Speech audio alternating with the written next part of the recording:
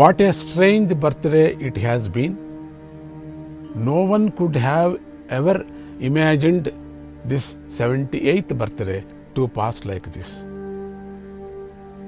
Although I am fine with a simple birthday, I know that devotees are sad that they are not able to celebrate with me.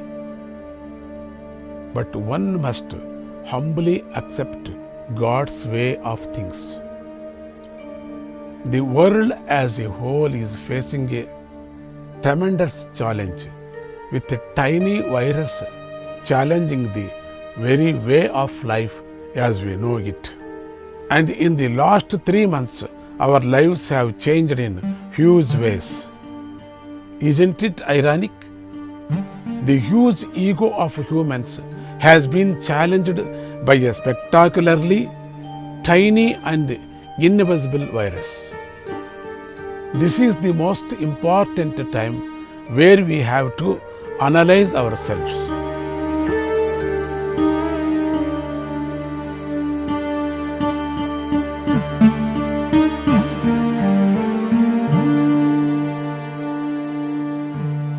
Being a mere human does not give humanity. When we adopt dharma and spirituality in our lives, we become human. And only when we are human do we become truly human. Dharma, the system or order that keeps the delicate balance of life on earth, is essentially what makes us truly human. History has shown us time and again that those who have adopted an adharmic way of life have suffered.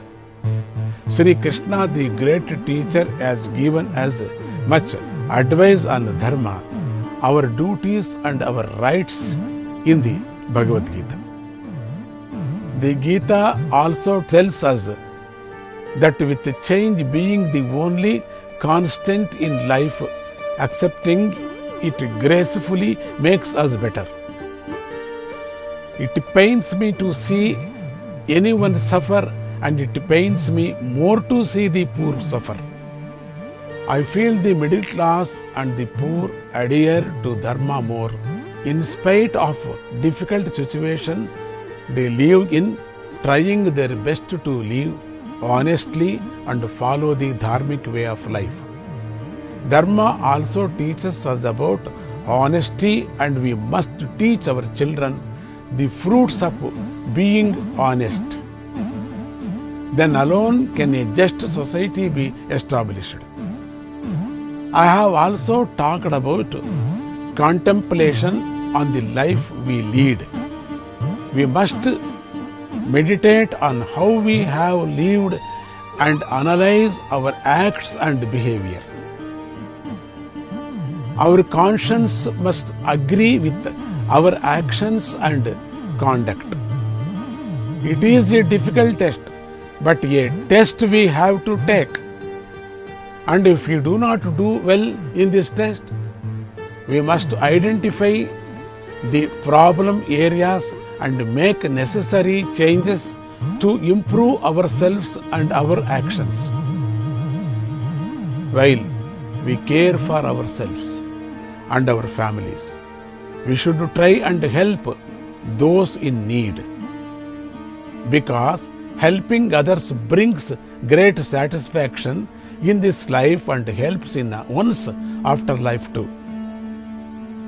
As members of society, we must take part in reducing the problems society faces. The former suicides in India have worried me a lot. Ending one's life does not solve problems. It only creates more. I pray to Datta to give solutions and energy to the leaders of the country to help farmers and migrants. On this 78th birthday, I pray to Jayalakshmi Mata to bless us all. Through her blessings, may we be inspired to respect women. Her life and messages have guided me all through my life. They are the founding pillars of my spiritual work. May our prayers and spiritual strength help us in facing the difficult situation. Let us hope for a better and just tomorrow. Jai Guru Datta.